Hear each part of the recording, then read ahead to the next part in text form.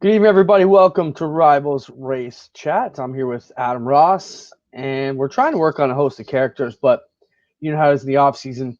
The wires get crossed a little bit, and things don't always go. Do I got you, Adam? Can I hear you clearly, sir? No, I don't have you, Adam. Are we muted there? So we've had a myriad of technical issues here tonight. So we'll work on getting Adam up. Not getting any audio from you, Adam. So I know you're a little bit late to the party, but we'll work with you in the meantime. We have a bunch of things we want to talk about on tonight's show.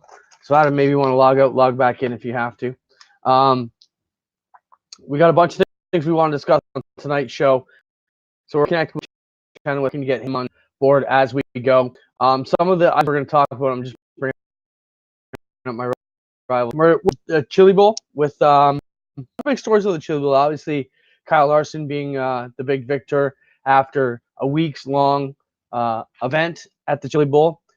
Crazy amount of cars there, and we'll talk to Matt Weaver. He was there and following that event. And he also wrote a story on Auto Week about Michael Facinto, and we'll talk about his situation being pulled from the bowl and what those things meant. Can you hear me now? I got you, buddy. We invited Sean Chenoweth on. We're working on trying to get them going. Chenoweth was going to come on and talk about APC and them going into the new year. Common rules in Ontario is a big thing that just got announced. They added we want about that on the pavement side. That is a huge story. I think who's fairly, let's say, active in dirt getting everybody together the way we did. I think that's a massive story because I think everybody thought they were still miles away from that. So we'll give Spencer a second here to let us know if he thinks we're going to get Chenoweth or not. We'll also just graze down on the other topics.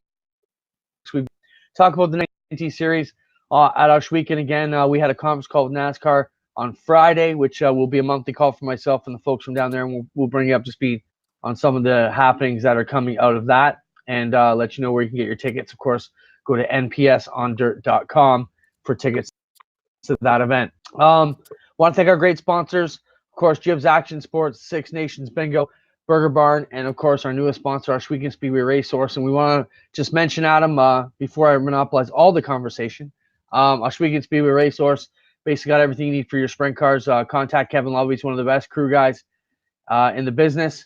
Kevin will put you on the right path with the right parts and get you what you need. They just announced in the recent days, I have it here in front of me actually, new associations with ATL Fuel Cells, All-Star Performance, Weld Wheels Today, Pit Pal Partners, 87 Speed, CR Rads, King Racing Products, and soon to be Race Seaver. So anything you need for your sprint car, give Kevin a call, info@oarts.com. That's all the business I got, Adam. Now that we hear you, you can talk. Well, you're going to be upset. I'm sure you already were because you're always saying, be on time, be ready, come on, what's the matter? I was chatting with Spencer on my microphone, and then once the show started, I couldn't be heard again. It was really weird. Once you got on successfully, it kind of kicked off my audio for some reason, but I'm doing good. I was sleeping for the last hour and a half or so. I got a kink in my neck and it's driving me nutty. So if you see me doing weird things with my head, Clinton, that's what I'm up to. But other than that, I am perfect. I'm really excited for the start of our point season tomorrow night, the Blacktop Rivals, which I'm going to be racing in. Spencer's going to be racing in, our producer. So it should be a whole lot of fun. Well, we're trying to get Matt Weaver connected too.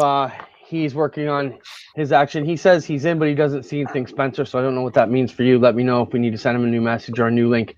We can work on that. Adam, let's talk about dirt. Obviously, they made some adjustments to their crate rules, and we'll discuss that briefly. Lots of big action in the Chili Bowl. You watched part of it. What were your thoughts on Chili Bowl? It was a great show. Yeah, I rented the coverage from Racing Boys last week, so we had it on in the background all week long. Probably started watching about 3 o'clock in the afternoon Saturday. Had some friends over to watch the event on MAV TV when it switched from Racing Boys over to MAV TV. I mean, it's just the perfect event. It is just so good. How do you duplicate it? How do you duplicate it anywhere?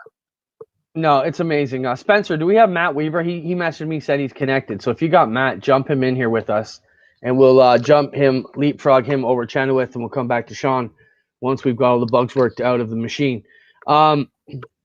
If Spencer's still listening, of course, man, we put Spencer through hell. We slide in late every week. It's like we're like the worst helmet baggers in racing.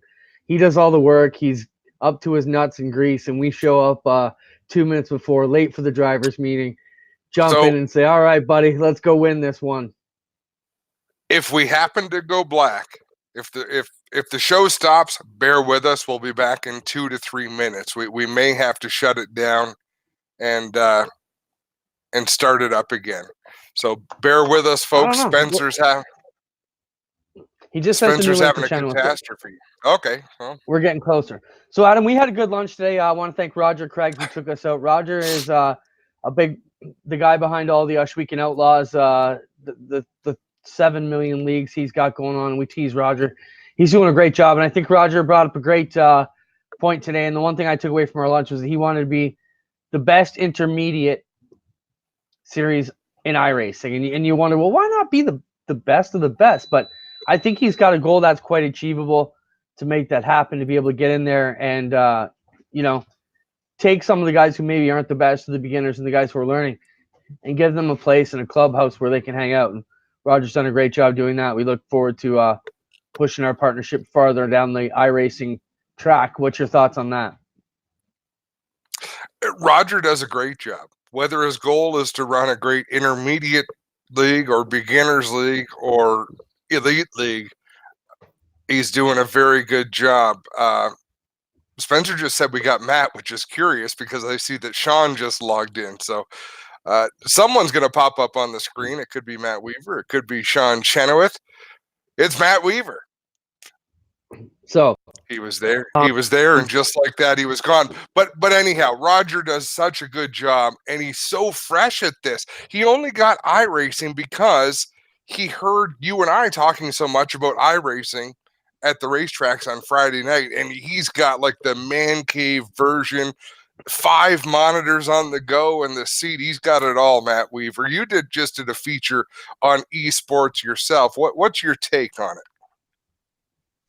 So I've got mixed opinions on the so-called esport revolution. On one hand, I selfishly, me personally, I don't view it as comparable to the real world, and I will fight that fight to the death.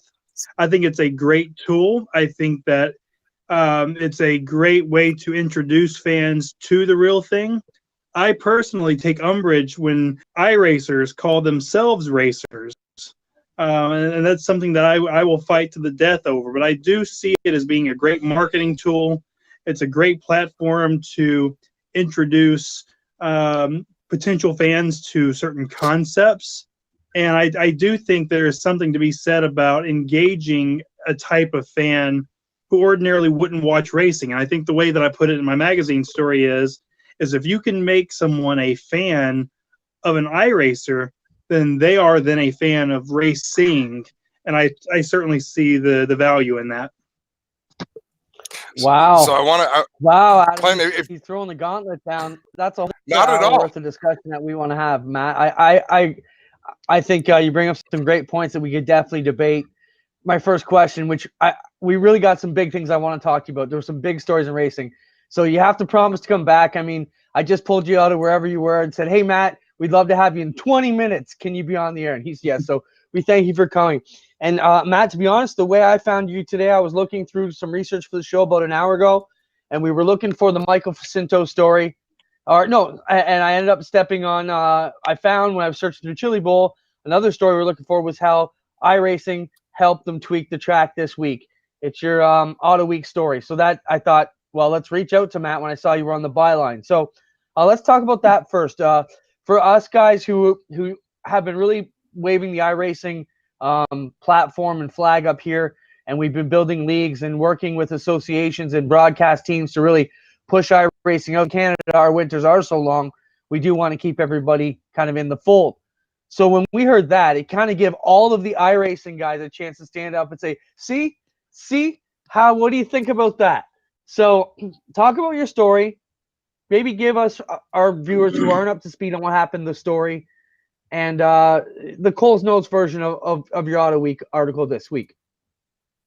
So I will say, given everything I just said about esport and iRacing, this sort of story certainly gives a lot of credibility and credence to everyone who waves the iRacing and the esport banner. So for those who missed the story, we went through 2 days of racing down at the Tulsa Expo Raceway, and the track just was not right. I mean, you could visually see it through the Monday and Tuesday quarters. Turns 1 and 2 was just a mess. There was so much crashing. Guys who were throwing sliders that had no intention whatsoever of even throwing sliders. It was the hot corner. We were on a record pace on the flip count, and we did break the record, but mostly because of what happened on Monday and Tuesday. And finally, the guy who creates the track and oversees it, his name is Gravel, which is a great nickname for a dirt track builder.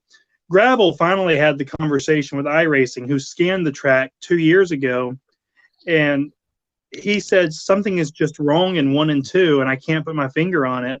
And so the team there at iRacing were able to look at their digital scan that they did a couple of years ago, and what they learned is that the specs of 1 and 2 especially, although all 4 corners, were off by about, in some places, 2 feet, some places 6 inches, and they were able to rebuild the track using the iRacing spec.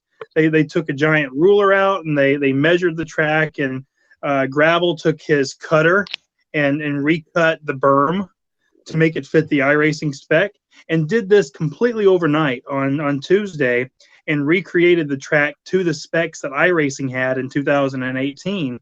And the track raced marvelously the rest of the week. Everyone saw the racing on Saturday, pretty good racing.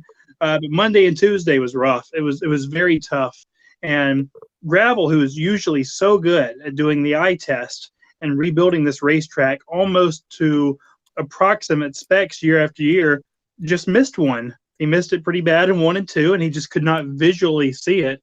And iRacing was able to help them figure out what was wrong.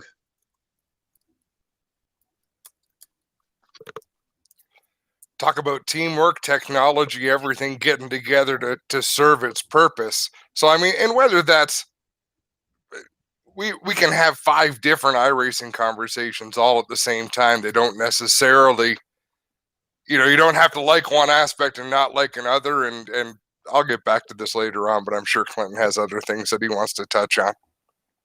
Well, just to follow that up, it's cool that iRacing could be there with the data to help them get it sorted out and basically fix what could have been a disastrous week. Matt, moving on.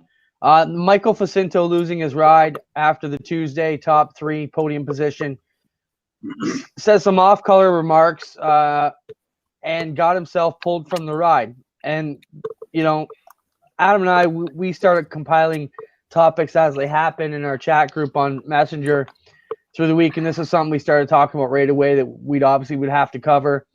And for so for Michael Facinto, he was in a podium position. Basically, like I said, how would you say it? Used a racial term, I guess would be the way to put it out there. And lost his ride. So did you follow that story? Did you cover it? What can you tell us about that deal? I didn't write the story just because I have just started to cover dirt a little bit more aggressively over the past year. My first Chili Bowl was actually last year, and through the Chili Bowl, I've really enjoyed sprint car racing, and I started to cover that more last year as well. And so if I don't fully know the background of someone, and if I haven't covered them, I personally didn't feel it was totally appropriate to cover that because I couldn't do it justice. However, I can tell you that I am someone who will always publish a really strong quote, with one exception. There was a race a couple of years ago in Indiana. I'm not going to say the race or the driver because people could do their homework. But basically, that driver said the exact same quote to me. And I told that driver, I said, we're on the record. And he says, I don't care. And I didn't publish that one because it's very very incendiary, and that's probably not one that I want to touch with an 80-foot pole. I will say that I saw it live in the moment because I was watching the broadcast from the media room at the Tulsa Expo Center, And I said, that's probably that for the legitimacy of the event, some action is going to have to be taken. I come from a short track background. I'm a third generation dirt racer. My family comes from dirt racing. I know the things that get said in the pit area, and there's a lot of things that are not politically correct that are said in pit area.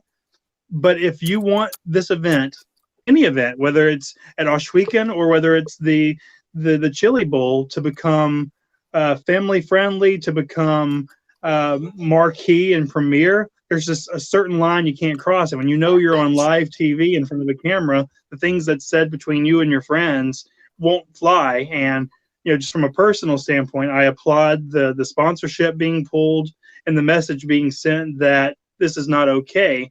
I don't think it's okay away from a camera, and certainly I don't think it's okay in front of a camera.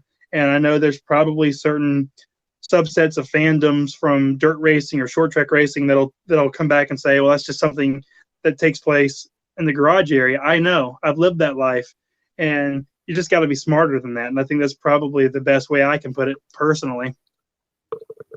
I got to say hats off. I got to say hats off for not covering that, Matt, because I do think all the right actions were taken. It's not something that needed to be covered, but like you say, hats off to, I believe it was Tulsa, Sod, and Mulch in that race team that elected to. Now, they still had cars in the event, so it's not like they left the event, but they did the right thing. That's just I'll tell you what I'm happy for. We live in an age where people will get in trouble for something they tweeted 10 years ago. It was refreshing to see someone screw up on the spot and people react to it the way they should right away. We didn't have to dig into the social media accounts of people from 10 years ago. Like you say, it happened live on the air that everyone could hear, and there's no place for it. There's no place for it in society, let alone in sport, let alone in racing, let alone in a little event like the Chili Bowl. Just doesn't belong. No, I'm of the same feeling, guys. I mean, I watched a couple of the other broadcasters cover it, and some of the guys doing shows like us, and they were saying, well, they use it in rap, and come on, everybody is, too soft these days. But I don't know. It's just 100% wrong in today's day and age. You can't be said. You've got to be smarter. There's a million other ways to express your anger than saying something like that. And, no doubt the minute it came out of his mouth, he regretted it. But, yeah, well, quite the story. Hopefully. And the other side of things is we live in a society that'll forgive anybody if you earn it. So if Michael Facinto is able to recover and take the right actions, our society forgives just about anything. There's not too many wrongs that you can't get through. So the next steps are his, and really the future is up to him. It's not going to be as easy as it would have been prior to the Chili Bowl, but he does have a lot of control over what happens moving forward. Matt, obviously Kyle Larson, the big story. For a guy like yourself who comes from that world and kind of straddles both sides, good deal.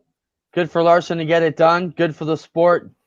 Good for NASCAR. Good for everybody, I would say. What are your thoughts? What are your takeaways from Saturday's event? Yeah, I hate that Kyle has gotten so much, let's be blunt, just crap from the NASCAR community for what he said in Victory Lane. And I think that fans of the stock car racing community have totally missed the mark here. I think that the Chili Bowl is such a wonderful event because if you look at the entry list, you have the best represented from not only the USAC National Midget Ranks, the POWRi Midget Ranks, you've got the World of Outlaws represented there, you've got NASCAR, you've got IndyCar. Every discipline is in some way represented in that race. And to me, when Kyle Larson wins, that's a win for motorsports as a whole. It's not just a win for NASCAR. It's a win for that race. It's a win for bridging the gap altogether. And so it really bothers me when fans say that, oh, well, he just doesn't care about NASCAR. He doesn't deserve to be in NASCAR. I think fans misunderstand where he comes from because I had one fan say that, well, you wouldn't have heard Bill Elliott say something like that. You wouldn't have heard Dale Earnhardt say something like that. Well, both of those guys came from Southern pavement late model backgrounds. If you want to live in a world where NASCAR is the marquee motorsports in North America, well, then you also have to accept that the talent pool that makes up the entry list every week is going to come from a diverse level of backgrounds. You've got Larson, who comes from the USAC background. You've had Daniel Hemrick come from the pavement late model background. You've got Daniel Hemrick, who comes from the pavement modified background. They bring in the best of every world. And so instead of criticizing Larson and suggesting that somehow he doesn't like NASCAR because the number one race he wants to win is not a NASCAR race, I think fans should spend more time trying to empathize with why Kyle Larson feels that way and use that to determine, what it is that makes him truly a racer. I don't think that I'll put it this way. I think that racing has become way too segmented and way too divided, and that we need to praise the types like Kyle Larson, who spends time in multiple disciplines and multiple types of racing, instead of vilifying him for being a racer. And that's my 2 cents on it. Yeah, I'd have to say they should be getting behind it. If anything, he's putting that NASCAR name out there more and more to a bunch of fans who maybe, it's hard to think about that, but who may be like, hey, what does this guy do for a day job? We know what these sprint car guys do for a day job, and then they find NASCAR hard to believe. But stranger things have happened. Matt, thanks for being with us. Anything else you want to add? Hang on there, Adam? Yeah, Okay. we're not done. Matt, do you watch the Olympics? Have they made motorsports an Olympic sport yet? Come on. They didn't known make Adam long enough professional to know he's wrestling. going somewhere with this. They didn't make professional wrestling an Olympic sport. Well, let me add that professional wrestling ain't a real sport either. Fair enough. Do you watch Greco-Roman wrestling in the Olympics? No, negative. Okay. Do you respect that they are fine-tuned athletes, whether you're a WWE superstar or whether you're a Greco-Roman wrestler competing in the Olympics? Yes, absolutely. This is where I think, and I'm not mocking, but this is where I think we don't need to compare. We shouldn't compare iRacers to. We still need a term for our outdoor racers. You made a good point that they're not comparable, and I think the only mistake that we could make is trying to compare them. There are similarities, but in the same sense that is if you're a speed skater, a short track speed skater, you're a racer as well, even though you don't push a gas pedal and, wear a fire suit to do it. So to go back to the point of iRacing, I think if we try to compare it to whether it's NASCAR, whether it's sprint car racing, and say, hey, this kid that just came out of his basement simulator should be celebrated the same way as we celebrate Donnie Schatz, I don't think we need to. But the question I have for you is how do we respect both sides without offending each other? That's a fair question, and I don't totally know how, because this thing is so supercharged. I can personally 100% acknowledge that someone is a really talented sim racer, and maybe the skill sets that make someone a really talented sim racer are applicable to the real thing. That does not mean, to me, that every great sim racer is inherently a great real-world racer. I think you can be a great sim racer and a great racer, but I take exception to, as a racing guy, that anyone who has success in the sim world is then inherently a racer. It's not the same discipline, in the same sense that someone who is a really good Madden player is not a football player. Yeah, that's fair. I like that argument, Matt. It's fair. It's similar but different, because one is a game, one is a simulation, as you know. So I don't think too many.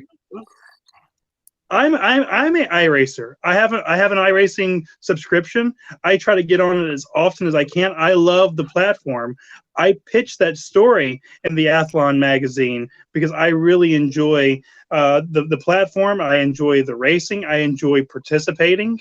But I would be so mad at myself if then I said I'm I'm a racer, just on the virtues of participating in iRacing. And so I don't want anything that I say here to end up on Reddit as me being somehow critical of the iRacing community, because I love those guys. The reason I wrote that story from the Chili Bowl is I thought that was a great testament to how close that platform is to simulating the real deal. So it is by no means shortchanging that community, because I love those in the community. I love the platform, and I love participating. So I just want to make sure before I get blown up on Reddit again. I've had way too many of those over the past 6 months. Oh, you're famous. That doesn't happen. Okay, You're probably safe in our clubhouse. I'm going to close with this. I think the difference between an elite iRacer and a racer is probably sacrifice. I mean, that's what makes a racer great. The nights that Tony Stewart slept in the back of a pickup truck or the front of a pickup truck to go racing, because he couldn't afford to stay anywhere else when he was down in Florida for speed weeks or chasing whatever races he could to get behind the wheel. I think that's probably the biggest difference from one to the other. The risk factor, but the sacrifice of time, of blood, sweat, tears, and lots of money to go racing. You know, money's tangible. You could have a ton of money in your rig, more money in your rig than you do your mini stock. But I still think that I think you're on the right there, Adam. Sacrifice. I was going to say heartache. You know, there's a certain amount of heartache with being a real racer, getting crashed, almost winning, destroying yourself. You know, and that takes to a whole new level. What I want to know is, and maybe Matt, I'm on your side with this. How do the iRacers just get to take the title iRacers, and we're still trying to figure out what we're going to call the other guys? I haven't been happy how that worked out for the last year, but we got to figure out. We've been calling it outdoor when in our talks, but which the Chili Bowl is indoor. So do we put the Chili Bowl drivers in the same category as an iRacer because it's not outdoor racing? Anyhow, Matt, we'll 15 grand in big balls. Hey, Wednesday nights we have an fixed setup Xfinity car race, Matt. Tomorrow night the server opens at 6:30. We're going to be racing at Iowa if you're interested. Or no, Texas, sorry, tomorrow. Come on in and play. Just look for Rivalz in the hosted section. I'll have to take you up on it. Sounds like a good time. Absolutely. Clint doesn't Thanks do for it. Coming on, Matt. So what actually wait, now since we're on it, what does it make Clinton if he doesn't do either? Like, at least we step up to the iRacing platform and get her done. Clint just sits here and talks about it. So are Matt I don't know and if I get her done. You haven't seen my rating. It's not. I wouldn't call that getting it done. Fair enough.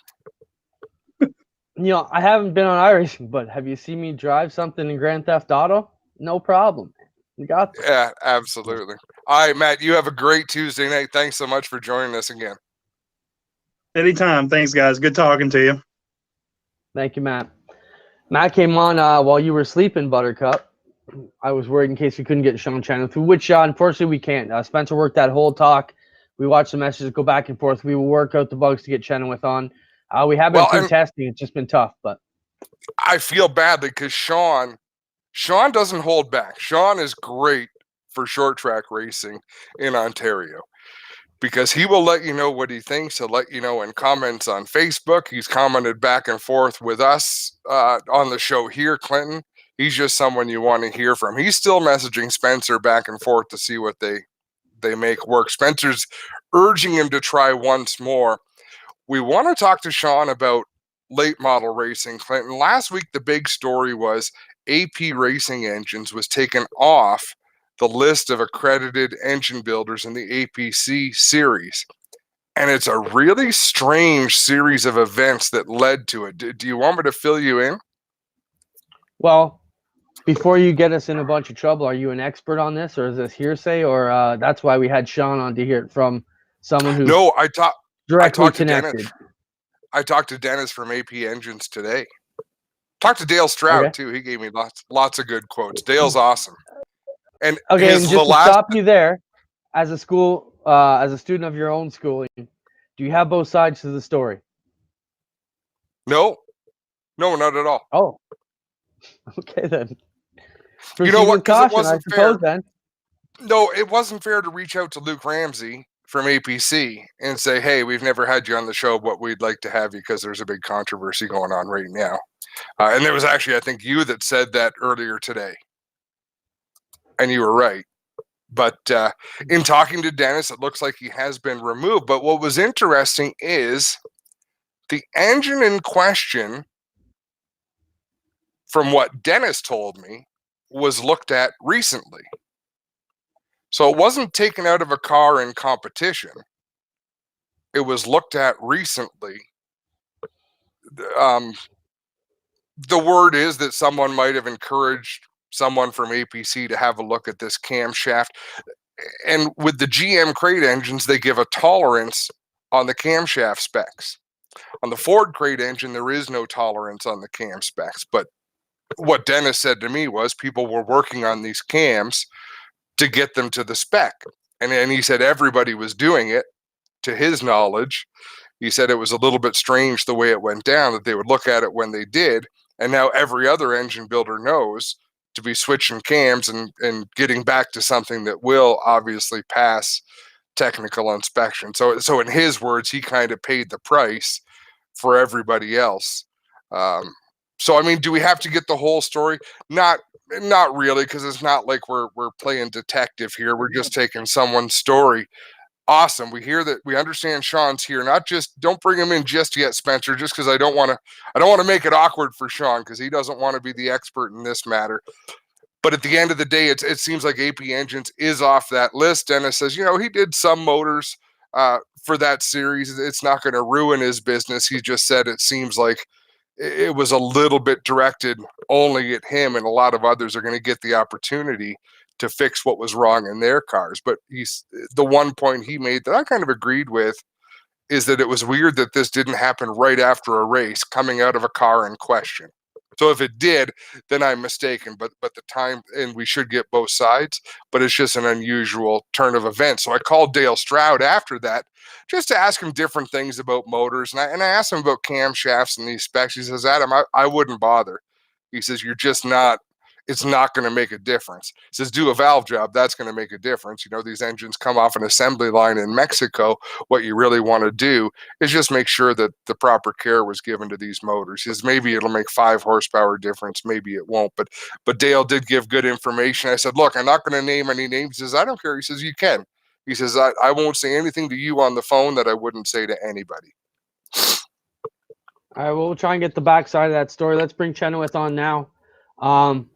Hey, Sean, thanks for joining us. We really appreciate your patience tonight. We know maybe the computer side ain't your forte, as you'd probably be turning wrenches instead of clicking at the keyboard or wherever you are. But thanks for being with us. First off, can you hear us? Do we got you? Yeah, I can hear you guys. Can you hear me?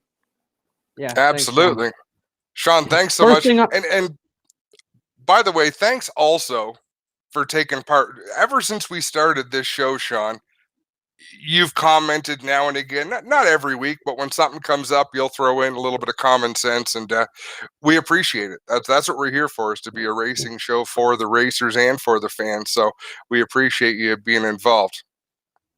Oh, I like all these shows. It's good to see everybody's perspective on everything out there. Sean, let's talk about the big story that came out. I guess it was today and yesterday. Common rules for super stocks and mini stocks pretty much around the province here on the pavement tracks that we're all touched by. Long time coming, I think. What are your thoughts? Yeah, it's a definite positive to get all the tracks and the drivers and everything on the same page. I think it'll be huge. You guys see it on the dirt side. It works for you guys, obviously, with all the tracks and the car counts you get. Hopefully it can just get our car counts a lot better and move on from there, and hopefully things go uphill from here. Like you said, it works on the dirt. Pretty exciting to see the asphalt tracks going that way. Sean, last year, I think it's fair to say last year didn't go the way that you guys would have scripted the season to go. What are you looking forward to this year? We put our head down, did some work in the off season here, still working hard on the cars, but really hoping to bounce back. We had a couple sour years, really, but it's not from lack of trying. We're in the shop as much as we can be. We're just trying to work as hard as we can work, but we got to keep up with the new stuff coming out every day. So I don't know if you overheard Clinton and I talking about engines and what happened with AP engines not being on the list for APC. You know what it takes to be competitive in a late model. Do we really have to rebuild a crate engine brand new out of the box? If we ever, I wouldn't say you have to, but once you allow it, it's pretty much a must if you want to go out and be competitive. Guys will argue the point up and down, but there's massive horsepower gains in rebuilding these engines, and it's maybe a road that we shouldn't ever went down. And they have an incentive package now to run what they call as a red sealed motor, which comes from the dealer, and it's you pick it up at Grisdale's and it's sealed again at Grisdale's from APC, and we get a huge weight break to try to run that. So I'm thinking that's bringing that incentive in is going to probably do away with a lot of the rebuilds, but as long as they're around, there's probably going to be issues somewhere along the line with them. What's the price tag on that red tag sealed motor? I think out the door they're close to $9,000 with taxes, but I could be wrong on that. But I mean, these rebuilds, you put that $9,000, you put $5,500 to $6,000 into rebuilding the thing, it gets to be pretty expensive pretty quick. Yeah, for sure. John, Well, I was just going to say, is the weight break worth the decrease in horsepower? Definitely, they're pushing for it right now. I think it's going to be 75 pounds at all the racetracks, and from what we're being told, I believe it's going to be 100 next year, maybe more. Once you get to 100 pounds, I mean 75 might be enough, but once you get to 100 pounds, I think the rebuilt engine is going to probably become a thing of the past, and it's going to make it better for everyone involved, I believe. what you've seen it from the driver's seat and you've seen it from the shop, but what has APC done for short track racing in Ontario? What's it been, 5 years now? Talk about how different the landscape is today than it was before Luke Ramsey came in and united late model racing. Yeah, it's 4 or 5 years. Late model racing was dead. I mean, there's no other way to say it. There was like 5 cars at Flamborough, 5 at Delaware. I mean, like pro late model, not limited late model, but pro late model racing was dead. I had sold all my stuff, I think, halfway through the season, the previous year to the APC series starting up, just because I thought, well, we were beating a dead horse here, we're wasting our time. Luke and the people at APC put together an awesome deal. The whole series is run really professional. They have, I mean, I don't know how to put it, but they're checking more stuff than anyone's checking in tech. I mean, they've pulled motors, they cam doctored, they take motors away from the racetrack. They've sent tires to North Carolina to be checked. I mean, they're trying, but unfortunately in racing, no matter what you do, there's always going to be the next guy looking for the next competitive edge. And this time someone went over the line, I guess. It would seem that way. And on the other hand, so I was saying it's kind of odd that this would come up halfway through the off season, but Clint, on the other hand, good for them for doing this halfway through the off season, and kind of sends a message across the sport to all the teams that we better mind our manners here. Well, I just think that, I'm with you. The timing makes it tough to pin it on anybody.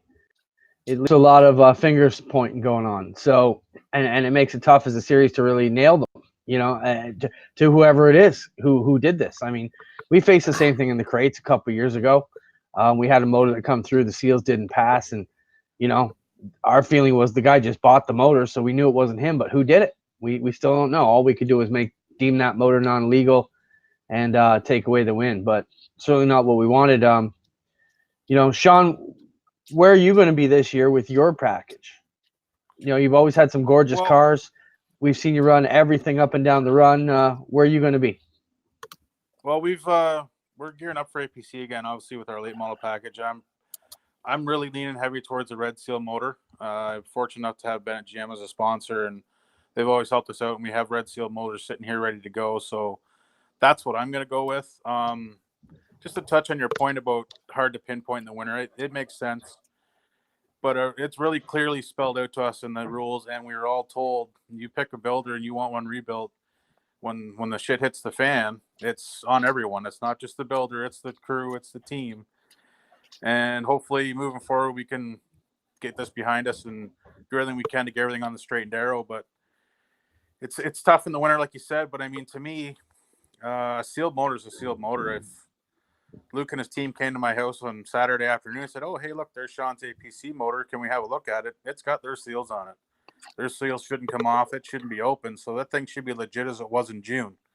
That's my stance on it.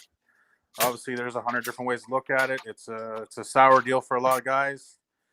I'm sure if AP is doing it, I'm sure there's more guys doing it. It is not isolated. Unfortunately, you can't catch them all. Like I think someone told me earlier today, just because there's 3 people robbing a bank doesn't mean all 3 get charged if only one gets caught. So that's kind of where it stands in that deal. And that's the way the sport's been forever too, Sean. I mean, there's not many secrets that stay secret for long. So if someone finds an edge, everyone seems to find that edge.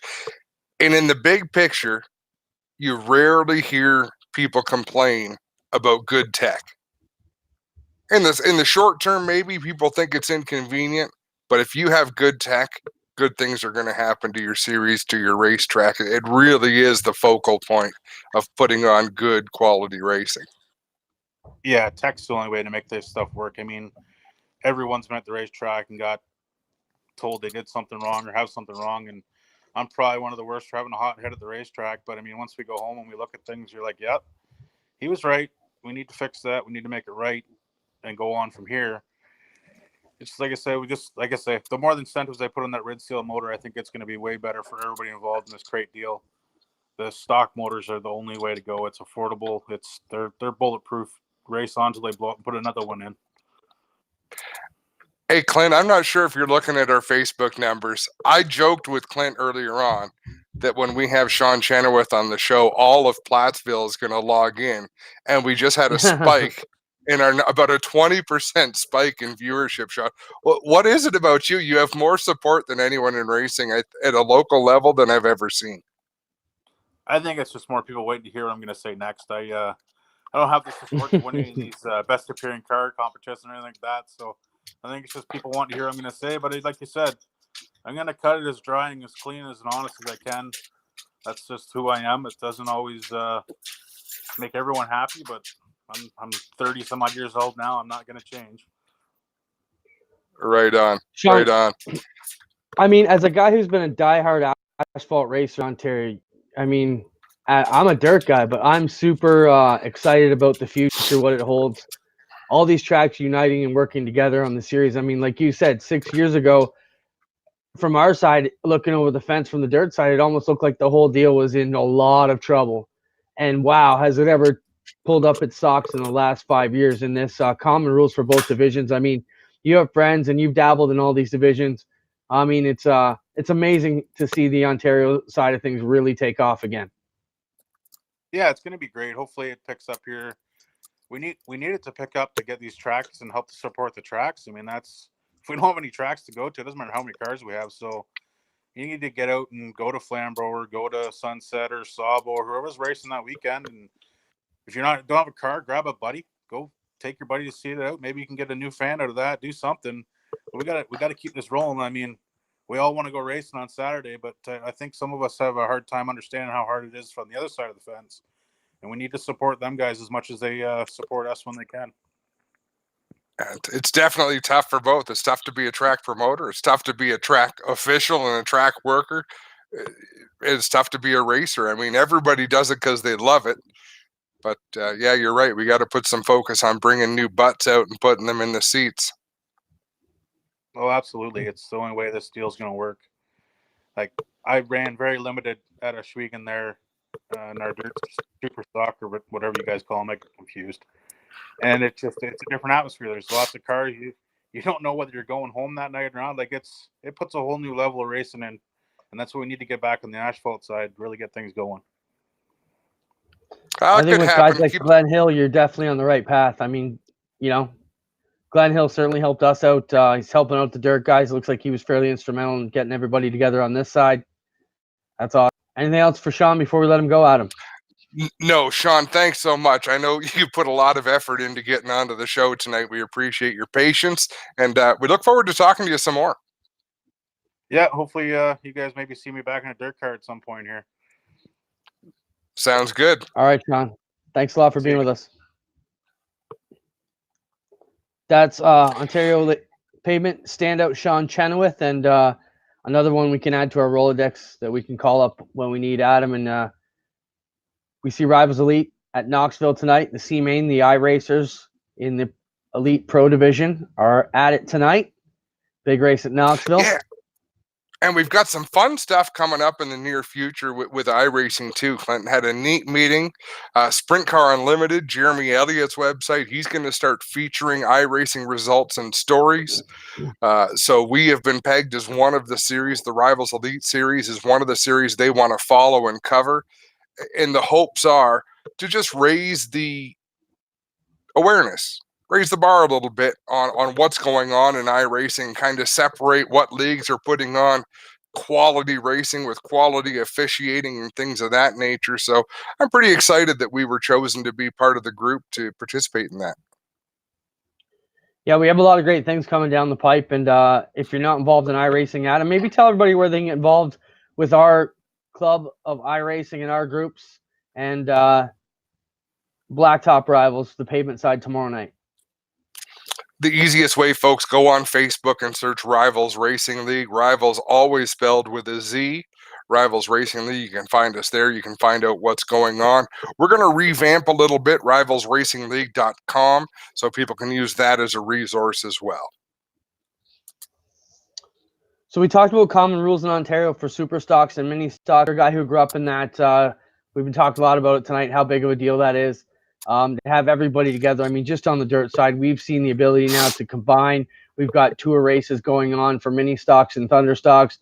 You've just got more action than you've ever had, more options with everybody working together. And the other thing we talked about is, now when guys are selling a car or buying a car, they don't just have to go, if they're a Flamborough guy or a Peterborough guy, go there and only have that pool of cars. Now they've got the pool of cars for everywhere to buy and select their car from. They also have the ability to sell their car to a wider market, not having fun or want to move up, and it's healthier all around. So that is certainly a big thing for Ontario Dirt.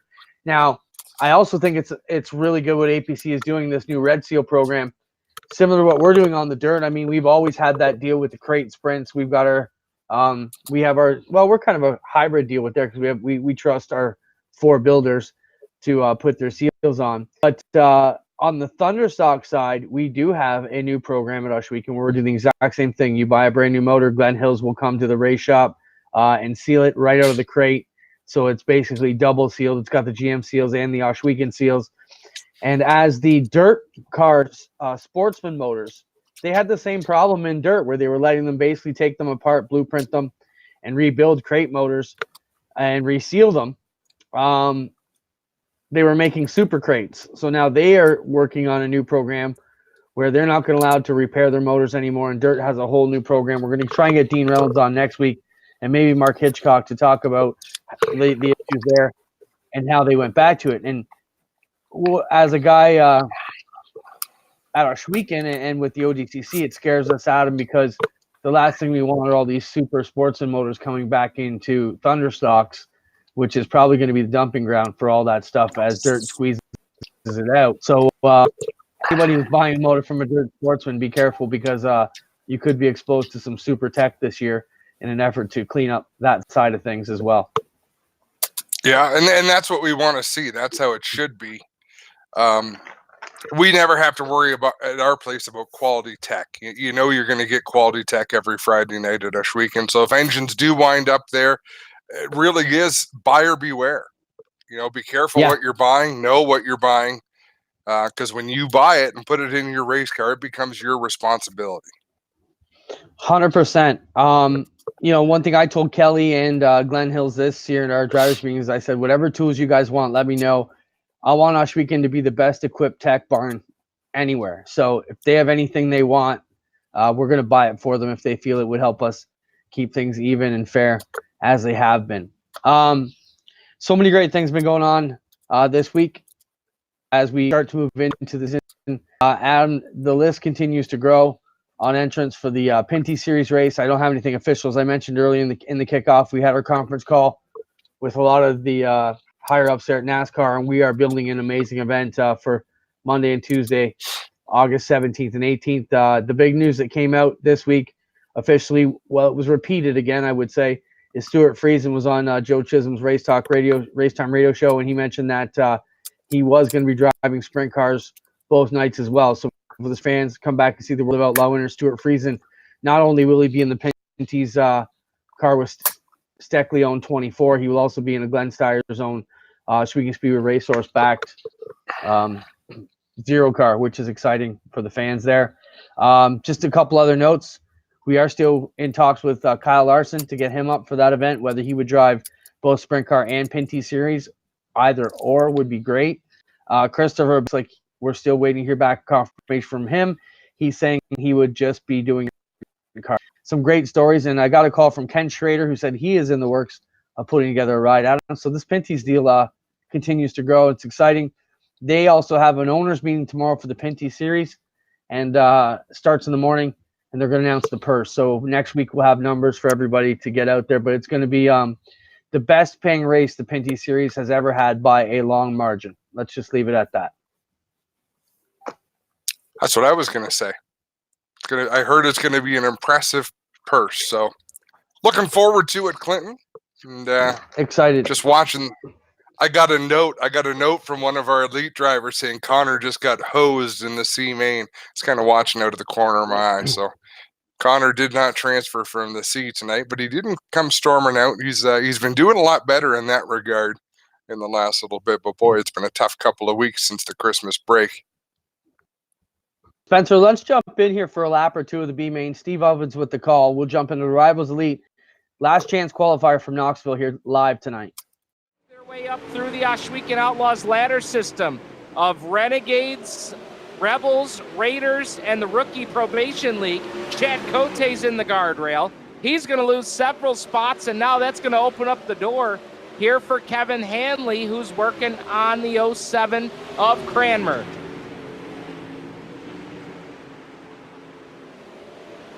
Up front, Kevin Loveys continues to lead. Chris Steele running in position number 2 as he does battle with Dakota Kuhn aboard car number 95.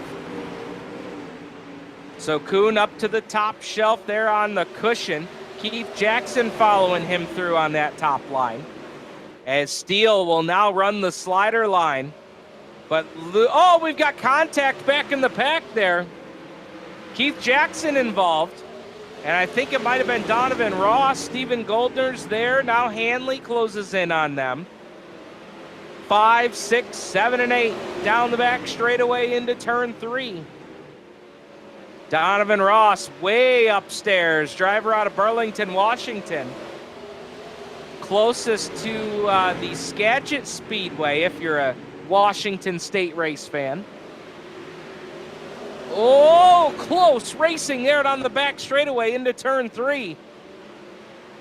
And if they're not careful, Preston Cranmer is going to put a battle on here for that final transfer spot. 2 laps to go for Kevin Loveys. But we're watching the battle back here for the final transfer spot. Right now, Stephen Goldner comfortably with that spot. Question is, can he hold on? There's been some close racing here. In these closing laps, white flag is out for Kevin Loveys. Loveys down the back straightaway into turn number 3 for the final time. We're watching the battle back here as Donovan Ross holding on to that final transfer spot as they run. Checkered flag is in the air. Loveys is going to get the win. Second across the line is Chris Steele, Cody Hartlob, Dakota Kuhn, Keith Jackson. Man, I love hearing Steve Ovens call those races. Brings a whole new level of excitement. So they will get into a 5-minute practice now, and then they'll grid, and we will kick it over to them for the A main tonight. Adam, want to remind everybody, Blacktop Rivalz comes live tomorrow night with our first official race. Be broadcast as well. It's going to be exciting. Yeah, First Points race, you can find it at 3-9 Streaming. Should be able to find it at Ohsweken Speedway's Facebook page and Rivalz Racing League Facebook page. We got to get to our Burger Barn video of the week, Clinton. Do we have one this week? It's Kyle Larson taking the win at the Chili Bowl. One we'll take a look at that. We were going to jump into it, but we got so heated with Matt Weaver, we didn't get to it. Spencer, feel free to run that if you've got it. So there's you get to see the crowd go wild at the end here.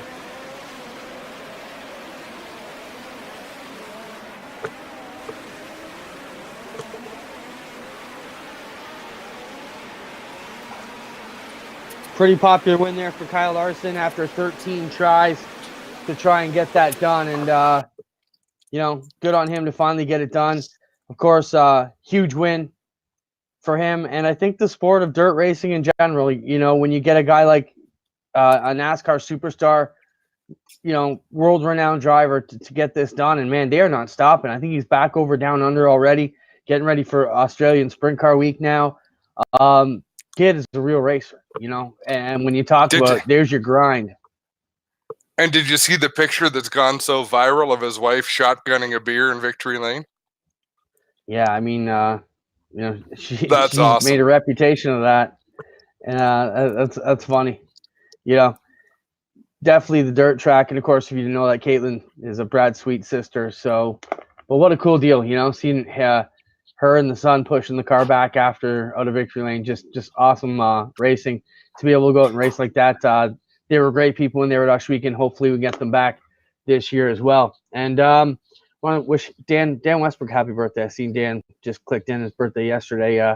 Dan and I bust each other's balls, but a great asset when he was with us at the Speedway. Now he's over at the factory. But anything you want to talk about, Adam, before we jump back over to the boys at Knoxville tonight? No, you know what? I'm gonna tell you the truth, Clint. My neck is really bothering me, so I've been kind of watching the clock, watching the action. I'm looking forward to going to bed and hoping that I wake up tomorrow a little bit more limber than I am right now. Well, I still got a few more minutes to go in the warm-ups over on the Rivalz side. As again, if you have anything you want to talk about, feel free to send it to us.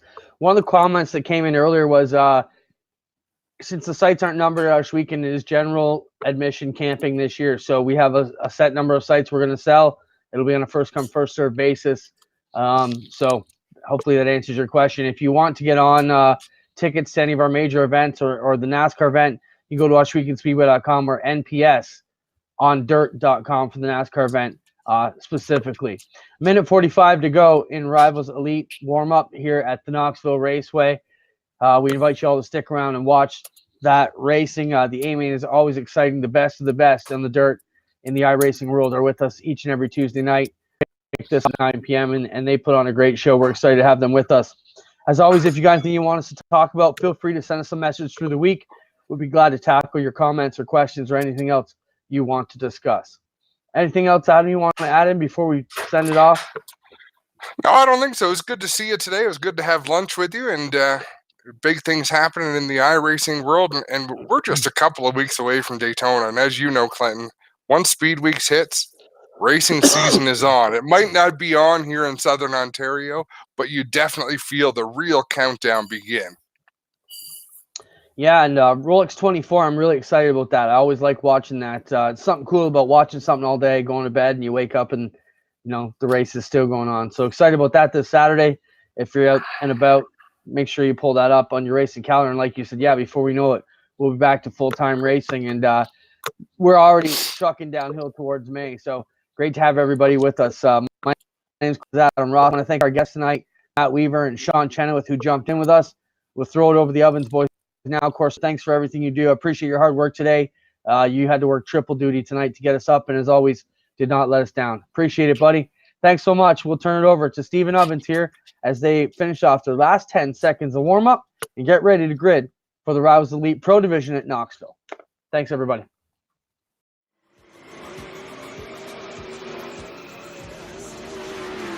Tyler Schell making his first Rivalz Elite Pro Series start of 2019-2020. He was second fastest in time trials here tonight, so he'll be an interesting one to watch. Warm-up session comes to a close. The horn has sounded. It is A-Main time here at the Knoxville Raceway. Rivalz Elite Pro Series, 35-lap A-Main coming at you. And as the drivers start to grid up here on the pit lane, we'll get ready to tell you how they're going to line up.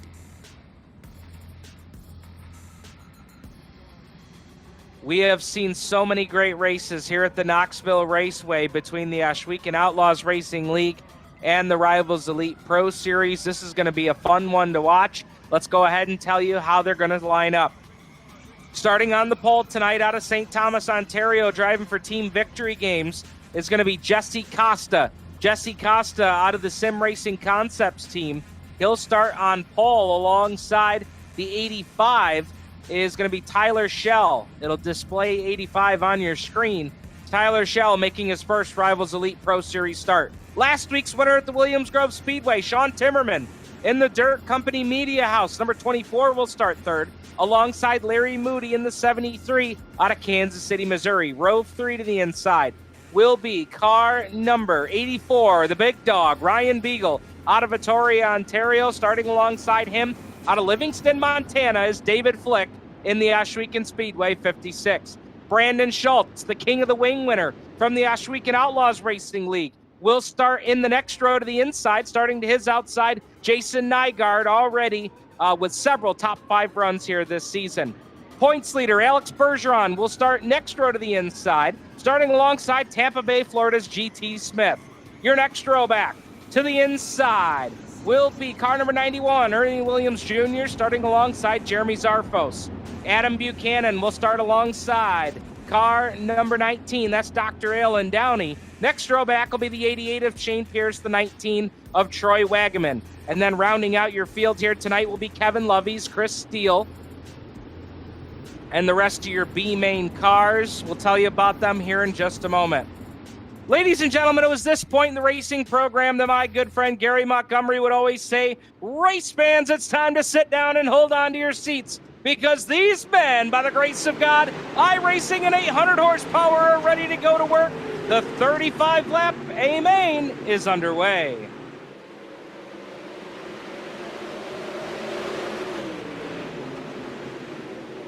Oh, what a sight of beauty. They fan out 3 wide through turns 3 and 4. Lap number 1 goes on the board, and Jesse Costa leads here at the Knoxville Raceway. But Sean Timmerman on the top side and making hay early. Schell with a slider in turn number 4, and Timmerman will try and turn it back underneath him. Costa continues to lead. And they'll work down the back straightaway. Battle on for the top spot. 3 cars under a blanket into turn number 3.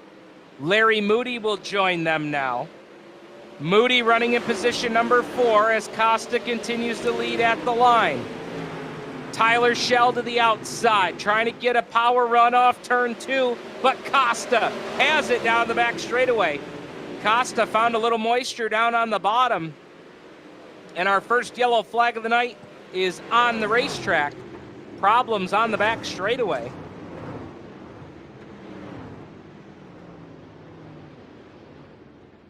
First caution flag of the night coming out here on lap number 4. As Brad Ovens working the hamster wheel here for us tonight. Gonna dial up that replay for us. Call coming down from the tower that race director Cody Olson will leave the field with a double file restart here. If we get in a situation where we aren't able to get consecutive laps on the board under green flag conditions, the race director Cody Olson does have the ability to make it a single file restart until we can get some more laps on the board. But after that pretty solid start here for the opening 4 laps of this race, it will be a double file restart. Not exactly sure what happened to put us under the yellow flag here, but nonetheless, our first yellow of the night. And that story that we told you about in the warm-up session, still an interesting one to follow here, because for any drivers that rolled the dice thinking that there would be some yellow flag laps in this race, have definitely cashed in some of their chips here early on. As the field will get doubled up here in turn number 1, looking for a restart next time by. So Tyler Schell is Brad Ovens with a replay here for us. And it looks like Ernie Williams Jr. and Shane Pierce might have got the worst of that one. Williams came off at turn 2. The car pointed down the racetrack, and Shane Pierce nowhere to go. So the penetrator getting upside down here on our first yellow of the night. Coming back to the restart zone. Green lights are back on. Tyler Schell took the race lead just before the yellow flag came out. And he will now lead them off turn 2. Is there 3 wide? Look out. Brandon Schultz, and there it is. Look out. How did none of them wreck? How did not one of those cars crash? Holy cow, Brad, save that for the highlight reel. Wow. Schultz, Beagle, and Bergeron all got connected, and somehow none of them crashed. Unbelievable. Lap number 9 goes on the board. Tyler Schell, your race leader. Timmerman running in the 2 spot. Larry Moody right now in position number 3, and Alex Bergeron has worked his way up to 4th. Bergeron, who started this race in position number 9, has plucked off 5 positions here in the opening 10 laps of this race. And now he's going after more, as Bergeron very, very aggressive running into turn number 1. You ride on board with Bergeron as they work through 3 and 4. Larry Moody trying to work the bottom side of the racetrack, get that moisture down low to put the power down as he comes off turn 4. Good battle behind these guys too, as you've got the 52 of Costa now coming into your screen. The 193 of Schultz right there with him, and Troy Wagaman doing battle. Another number 19, that's Jeremy Zarfos. Bergeron takes the 3 spot here at the line away from Larry Moody, but we're watching just behind these guys in the battle for 5th. Costa got a little loose up off the corner that time. Schultz is snuck by in the 193. Here goes Wagaman around the outside, and Costa kind of stuck and pinned down on the bottom as Jeremy Zarfos trying to come through there in the wicked cushion number 19. Battle up front for the lead, Brad, as we've got Timmerman and the 85 of Schell doing battle. I think they might have made contact going into turn 3 that last time by. As now we'll watch them into turns 1 and 2, and Bergeron is on the attack. Bergeron made the pass for 3rd spot up top, and now he's gone down to the bottom, trying to make something work down there. As Timmerman has the power off turn number 4 on the outside lane. He'll hold on to the 2 spot, but Alex Bergeron is on the prowl. Bergeron smells blood in the water. That lead is so close to within his grasp, but the back tire's trying to slide loose on him just a little bit, and Timmerman holds on to the 2 spot at the line. But here comes Bergeron back down to the bottom lane one more time. Got those left rear tires right up against that infield incline that puts you on that access road to take you to the pit lane. As now you're right on board with Timmerman, and Timmerman loses the 2 spot to Bergeron. Timmerman trying to be nice and patient on that outside lane. Lap traffic is ahead. This could be a defining moment in the race here right now. Tyler Schell has now moved down to the bottom lane. Bergeron's taken to the top side. So Bergeron tried the inside-outside fake as Schell powers off the bottom. Bergeron trying to find a fast way around, and he is right now trying to set up Tyler Schell in lap traffic. Right to the tail tank he goes to turn number 1. The lap traffic being very, very sportsmanlike here. In turn number 1, I think that might have been Donovan Ross aboard the 5. A very, very sportsmanlike move there as he got all the way up on the access road. As now Schell working lap traffic into turn number 1, and the yellow flag comes out. Yellow lights are on for the 2nd time in this race. And Tyler Schell gonna wipe a little sweat off the brow because Bergeron was on the attack.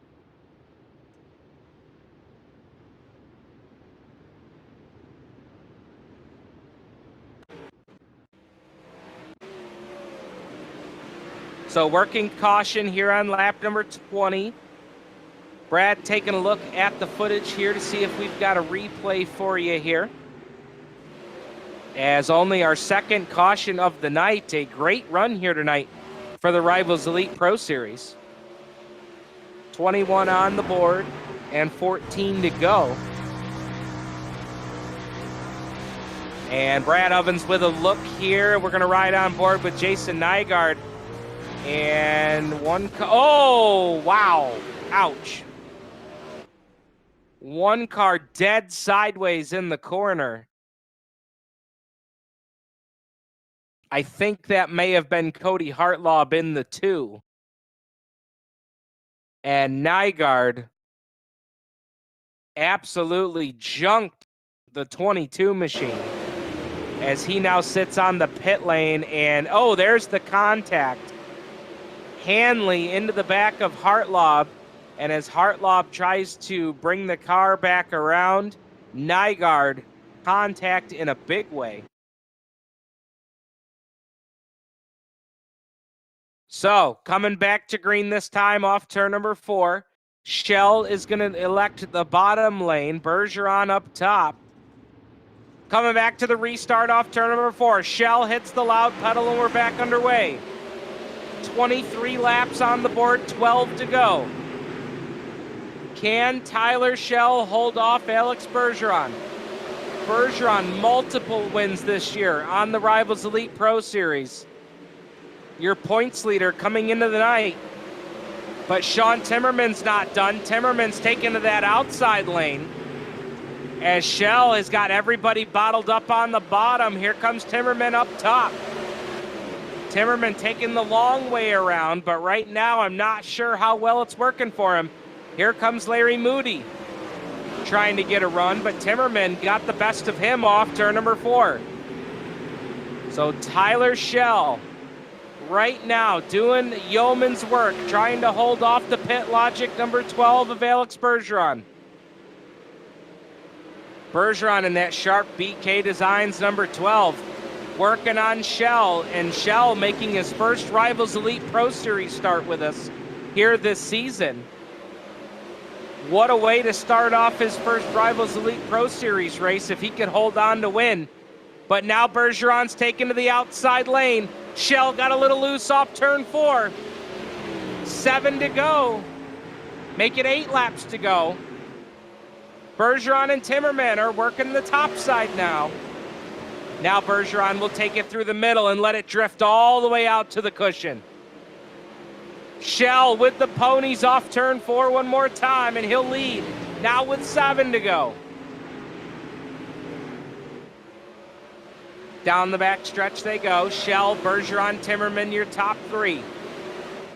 Back behind them, they've got a great battle for 4th between Larry Moody and Brandon Schultz, but we continue to watch up front. As Shell trying to hold off Alex Bergeron. Shell nice and easy down on the bottom. Got a nice run off turn 2. 2 car lengths the advantage for Shell to turn number 3. Can Shell hold on to hold off the Rivalz Elite Pro Series dominator? Or for the second week in a row, is Alex Bergeron going to come up short 1 spot? Shell powers off at turn 2, and there's Bergeron. What a battle for the lead here in the Rivalz Elite Pro Series. Coming down to put lap number 31 on the board. 4 to go. And Bergeron's all over the tail tank of Shell. Down the backstretch they go. They put distance on Timmerman. Timmerman's out of this one for the time being. As Bergeron goes back to the top side one more time. Shell down on the bottom. Bergeron's got to run. Here comes Alex Bergeron through the middle. But it looks like he got a little bit tight. Shell gets the run off turn 2, and he still continues to lead to turn number 3. 2 laps to go this time. Popsicle sticks are in the air. Shell got a little bit loose, but he held on to it. Alex Bergeron doing everything he can, working on Tyler Shell as they work down the back straightaway. Coming up on the white flag this time. Shell down to the bottom. Bergeron to the outside. Last lap around. Half a mile to go for Tyler Shell. Shell's never made a Rivalz Elite Pro Series start in his career, trying to pick off and go 1 for 1. Could he get the walk-off here in his first effort? Bergeron tries to stick the nose down low. Shell is there with the block, and Tyler Shell is going to win at Knoxville. Bergeron gave him everything he had, and he'll come up short for the second week in a row. Bergeron is second, Timmerman third, Brandon Schultz fourth, and Larry Moody will round out the top 5. What a race! Bergeron did everything he could, even tried to lay the chrome horn to Shell, but it wasn't enough. Tyler Shell will win here at Knoxville.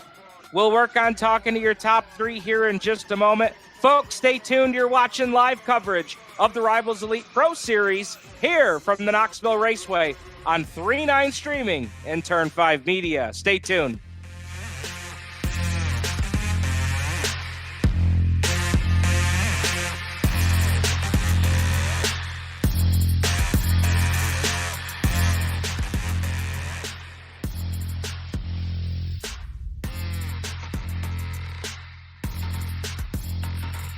Welcome back, race fans, here to the Knoxville Raceway, coming to you here on 3-9 Streaming and Turn 5 Media. This one is in the books. Your winner is Tyler Shell. We're down in Victory Lane. We're going to get ready to talk to your top 3 finishers here tonight. So let's go ahead and we'll start with your third place finisher tonight, Sean Timmerman aboard car number 24. Sean, fresh off the win last week, another podium finish for you. Great job tonight in that 24 machine. Yeah, well, thank you. Tell us a little bit about your run tonight. I know you were really trying to work that outside line, and it seemed like the track kind of evened out there in the second half of this race. Yeah, at the start of the race, car seemed really good at the start of the race. And then that last caution, I was hoping that it wouldn't come out, and yet it did. But just couldn't get anything going. It looked like there might, if not for that caution, there might have been an opportunity for both you and Bergeron there trying to work a little bit of lap traffic, but just didn't come to fruition tonight.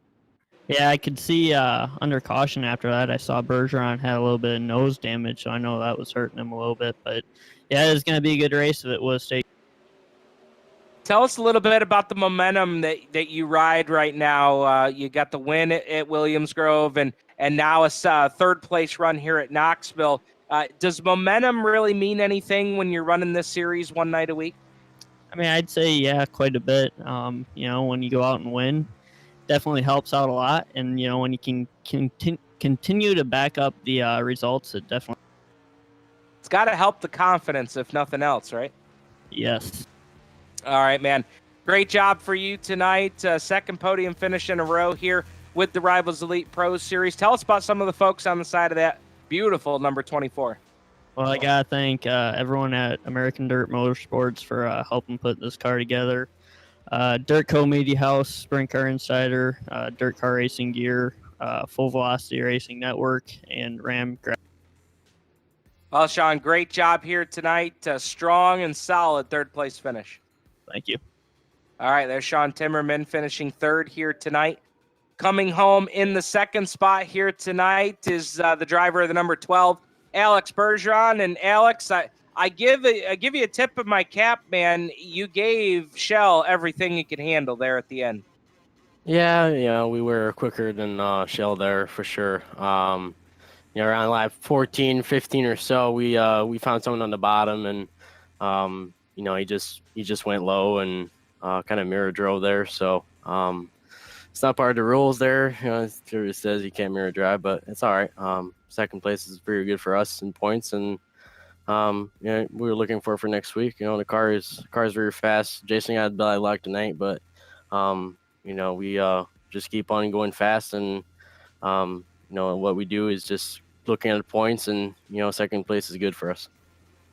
Sean thought that he might have seen a little damage on the front wing of your car. Was there any damage, and did that affect you at all late in the race? I don't think so. I don't think I had damage. But if there was damage, well, that might have slowed me down a little bit. But we were quicker, so I know myself. We're fast. The bottom was there, and our car was made for that. So I gave my all, and the bottom was the only place we could run. The top, the line was not as fast enough. Nobody was able to get around, the people in front by running the slider line on the top. It just went away, but we gave it our all, and second place is good, like it said. So. Absolutely, man. 9th to 2nd tonight. A great run for you guys. Another good points tonight. Tell us about some of the folks that help it all make it happen there for you. Well, everybody at Team ABR, as always. Jason Nygaard, my teammate. Rebecca, my girlfriend. All of our partners at Team ABR Esports, CSI Shocks, PitLogic app, BK Designs, Meyer Inc. Farm Equipments. All the fans out there for tuning in, supporting the team and everybody.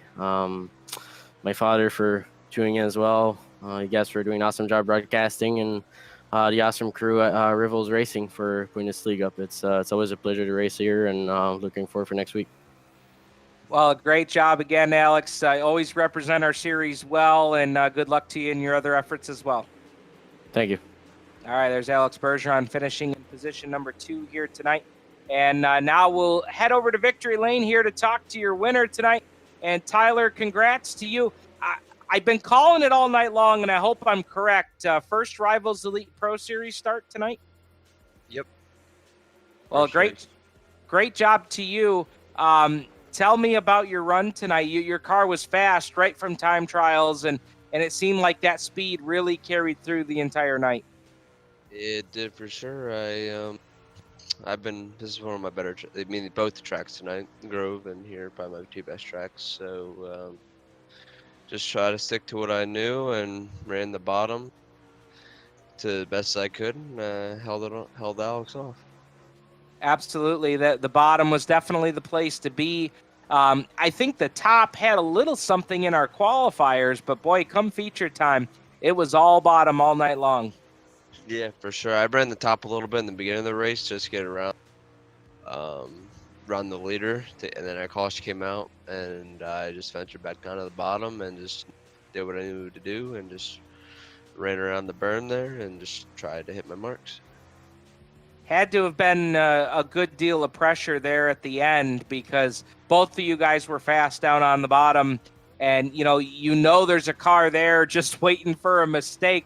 That's got to be a lot of pressure to try and keep yourself calm in that situation. Yeah, when I saw that caution with, I think it's either 7 or 11 to go. I was like, if you mess up, you're going to lose the race here. It didn't happen, so that's what happened. Didn't make any mistakes and won the race. And getting off to that great restart was definitely a big help on your side as well. And it's so easy to spin, even in these sprint cars here on the dirt, to get a bad restart, you've got to be solid on those. You really, to win one of these races on the Pro Series level, you've got to put it all together to pick up a win. For sure, you gotta drive perfect when you got Alex there, because he ain't gonna make any mistakes, so you can't make any mistakes. Well, man, a solid effort for you tonight, and congratulations. First Rivalz Elite Pro Series start and picking up the win. Tell us about some of the folks and marketing partners that help make it happen for you. First of all, I'd like to thank whoever sponsors this and you guys for broadcasting. It was a blast running with you guys tonight. And then my team was up SimSport, our sponsors, Hergot Real Estate Company, Jessup Statistics, Overall Photographs, BS Air, and Catch Fence. Great job, Tyler. It was a pleasure to have you out with us here tonight, and congratulations again on the win. All right. There's Tyler Schell picking up the big win here tonight with the Rivalz Elite Pro Series. Thank you so much for everybody that tuned in here tonight. Preston Cranmer putting a comment in here. Thanks for the entire Rivalz family here. And Preston, the Haylett Outlaw, doing a hell of a job here tonight, getting himself, on the brink of getting into the A main tonight, doing a great job. And he's a great example of what you see here each and every week between the Ohsweken Outlaws and the Rivalz Elite Pro Series, is that great ladder system in which you can start out as a rookie go through a probation league, go through, a mid-tier league, and work your way all the way up to the Rivalz Elite Pro Series. Again, $12,000 purse is on the line here at season's end. Be sure to follow us on Facebook, facebook.com/Rivalz Racing. You can also find us on our website, rivalsracingleague.com. And don't forget, we've got live broadcast coverage for you 3 nights a week here on 3-9 Streaming and Turn 5 Media. Tomorrow night, the Rivalz Blacktop Series, race number 1 from the Texas Motor Speedway. We'll be coming to you live from Fort Worth, Texas, around 8:45 tomorrow night. You're not going to want to miss it. The very first point race for the Rivalz Blacktop Series. If the first 2 races were any indication, you're not going to want to miss out on any of the action. Again, that's Wednesday night at 8:45. Brad Ovens, Steve Ovens will bring you all the action here on 3-9 Streaming and Turn 5 Media. I want to thank everybody for tuning in tonight. On behalf of the entire Rivalz Elite Pro Series, on behalf of executive producer Brad Ovens in the 3-9 Streaming Studios, my name is Steve Ovens saying thank you for joining us, and we will see you next Tuesday night for more great racing action with the Rivalz Elite Pro Series. From Knoxville, Iowa, good night, everybody, and congratulations to Rivalz Elite Pro Series winner at Knoxville, Tyler Schell.